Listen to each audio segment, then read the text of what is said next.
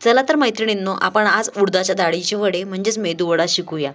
अगदी सोप्या पद्धतीने मी तुम्हाला तो कसा करायचा ते सांगते। सगळ्यात अगोदर आपल्याला उडदाची डाळ घ्यायची, ती 2 ते 3 तास भिजत घालायची। 2 ते 3 तास झाल्यानंतर ती मिक्सरमध्ये वाटून घ्यायची, एकदम बारीक वाटायची। नंतर त्यात थोडे मीठ घालायचे आणि मीठ घालून झाल्यानंतर ते ढवळत राहायचं।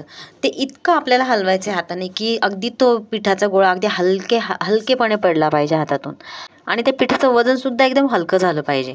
त्यानंतर एक कढई घेऊन त्यात तेल टाकायचे आणि छान मंद आचेवर ते वडे तळून घ्यायचे।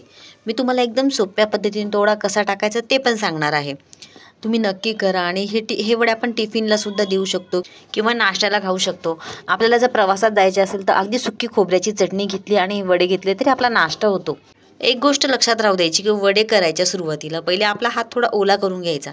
हाताच्या बोटांवर हे पीठ ठेवायचे आणि मग पिठाचा गोळा मध्ये होल करून तो वडा तेलात टाकायचा।